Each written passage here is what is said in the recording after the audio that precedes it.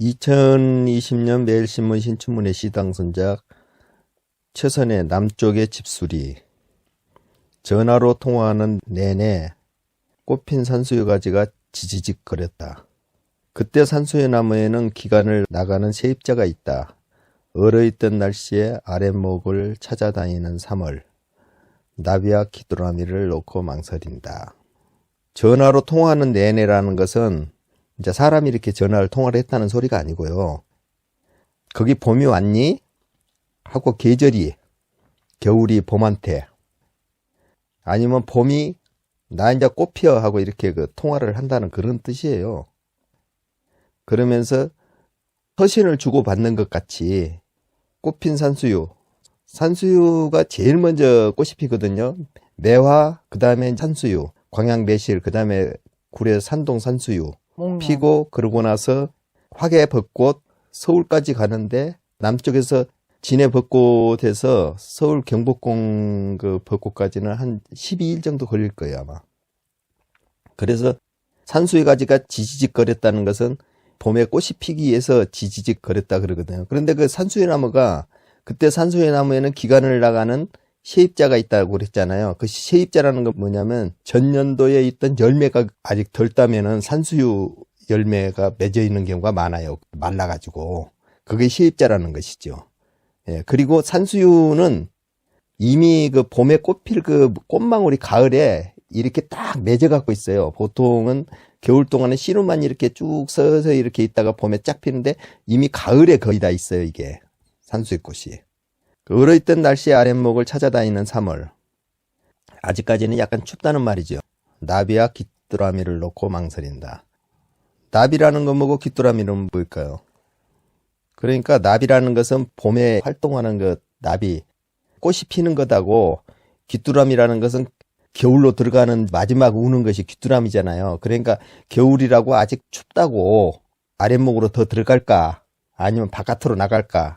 나비라는 건 바깥으로 나갈까? 귀뚜라미는 겨울로 들어간 것 같이 좀 처박힐까? 이걸 놓고 망설인다, 이런 말이 되겠죠. 도시에는 귀뚜라미가요, 여름에 울거든요. 가을까지. 네.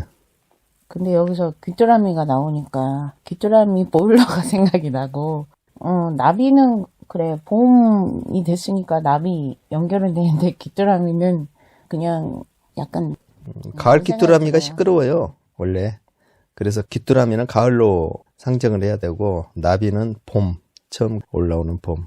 봄이니까 겨울과 봄을 가지고 하는 거 아닌가요? 근데 귀뚜라미는 여름에 되게 세게 운다고요, 도시에서는. 귀뚜라미가 여름에도 울어요. 가을 귀뚜라미가 울면은 겨울 준비를 해야 되는 것이고, 네. 봄에 나비가 날아다니면은 봄맞이 준비를 해서 농사 준비를 해야 되는 것이고, 그렇거든요.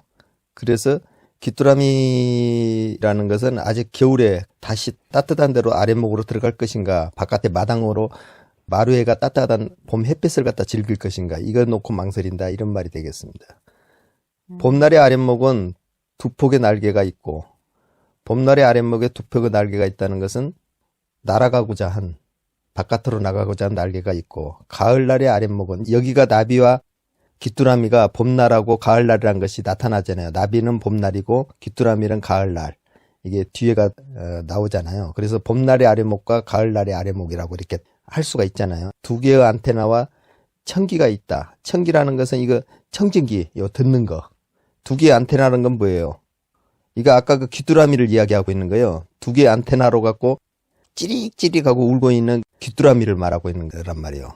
그래서 나비와 귀뚜라미가 바로 그 밑에 연에 설명이 되고 있잖아요. 옛날에는 여름에는 매미가 시끄럽게 울고, 네, 가을에는 귀뚜라미가 울었어요. 그 부분이 겨울에서 봄으로 가고 있는 그 초입의 봄을 얘기하고 있잖아요. 봄 다음에 여름 다음에 가을을 얘기하고 있으니까 지금 앞으로 그 진행 방향이 직진 방향이잖아요. 앞으로 가는. 근데 그 부분이 자꾸 헷갈린다는 거예요. 봄이 겨울을 깨고 이렇게 살짝 살살살살 하는 느낌으로 그 설정일 게 아니고, 처음부터 봄과 가을의 설정으로 들어야 이게 이해가 되지 않나요? 그게 아니고 봄하고 가을하고 거기에서 겨울에서 봄으로 가는 그 싸늘한 날씨 하나, 꽃샘추위 같이 싸늘한 날씨 하나하고요, 가을에서 겨울로 들어가려고 하는 또 싸늘한 날씨 하나가 있어요. 마지막 한 행이 나비와 귀뚜라미를 놓고 망설인다 하면 이제 선생님은 나비는 봄, 귀뚜라미는 그 가을 예, 그렇게 상징한다고 하셨잖아요. 예. 여기 앞에서는 지금 중간에 여름은 어디냐고요? 중간 여름 필요 없어요. 그 날씨만 없어요? 갖고 하니까. 날씨만 가지고 예. 날씨만 갖고 지금 생각을 하고 있다고요.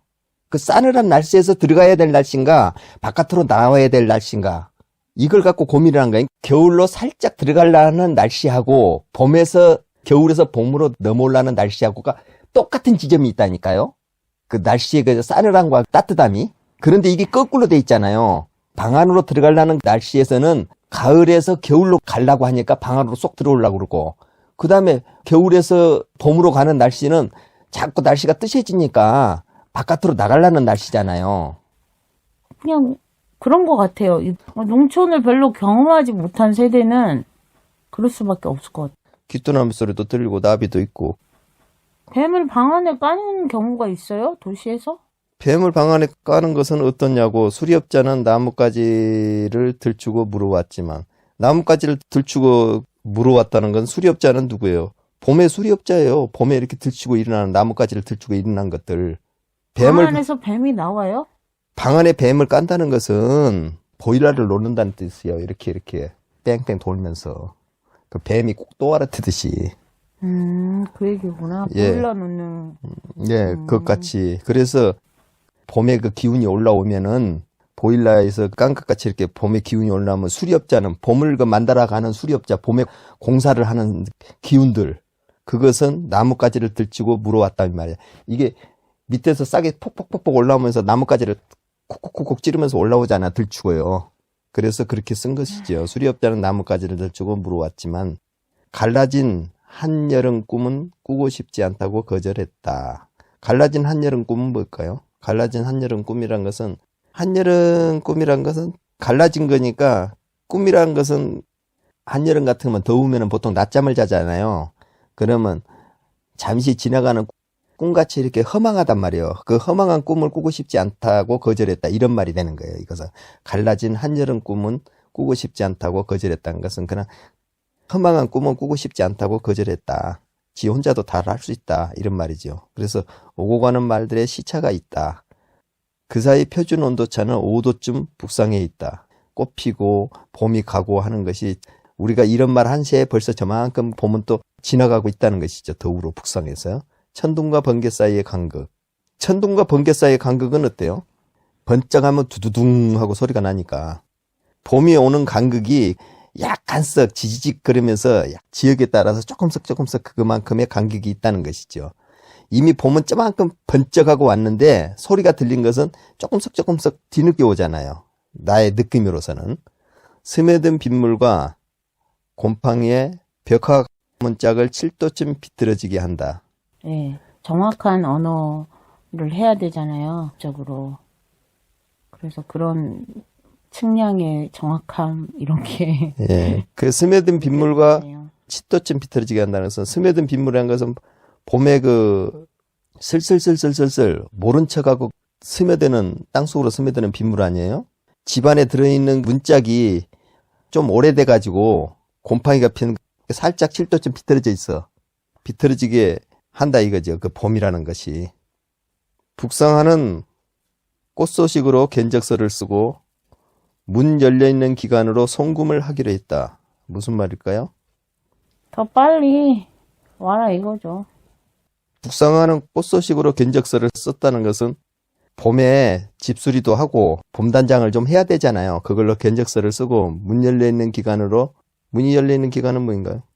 따뜻한 기간을 말하겠죠. 뭔가 할 일을 해야 되는, 씨를 뿌려야 되는 수도 있고, 파종을 해야 되는 수도 그렇죠. 봄에 그 일들. 봄에 잠깐 열려있는 기간으로 돈도 보내고 하면서 왔다 갔다 이사도 가고, 이런 기간 동안에 해야 될 일이 있잖아, 봄에 보통. 물도 되고, 그 견적서를 쓰고 거기에다 송금도 하고 왔다 갔다 봄에 그 일들을 해야 된다, 이 말이에요, 이것이. 꽃이 물어다 주고, 나비가 꽃을.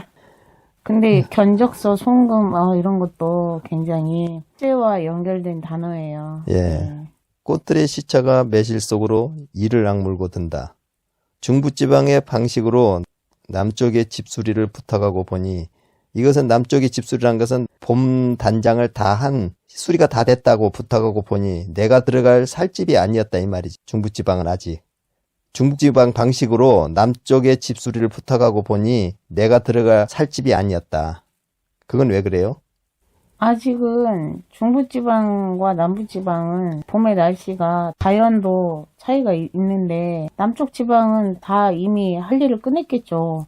중부지방이 할 일을 끝냈다고 생각을 했는데 할 일이 아직 시작 안 할 수도 있죠. 그렇죠. 아직 봄에 맞게끔 꽃이 피고 지금 그거 해야 될 준비는 아직 안 된 거야. 여기는요.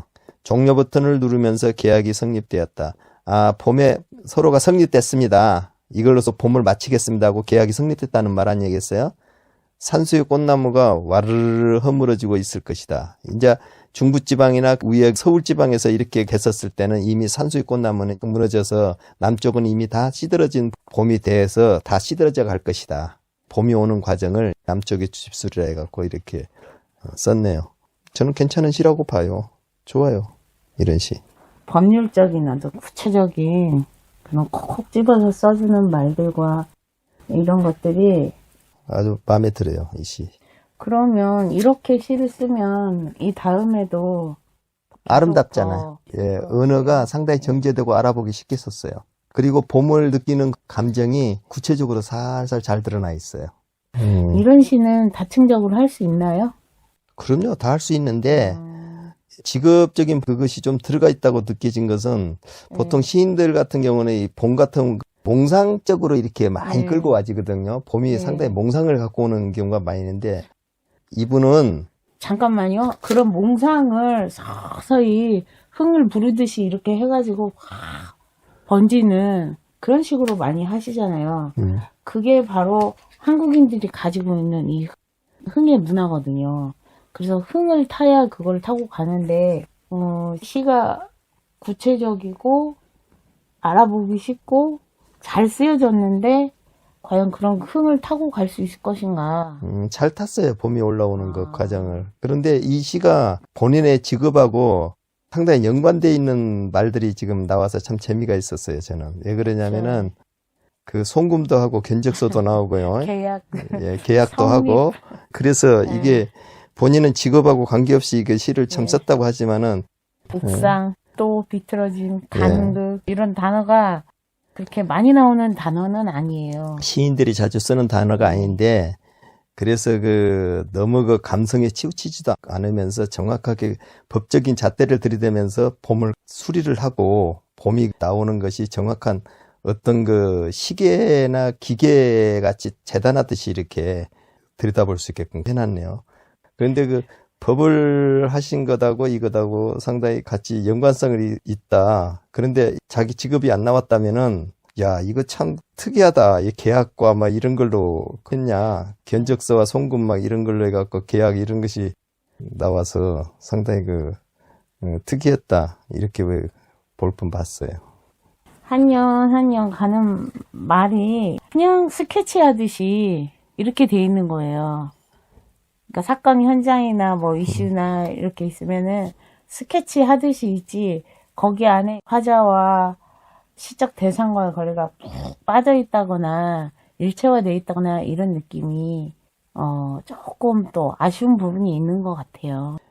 이 시는요, 봄에 한참 그 흥이 올라오는 것을 네.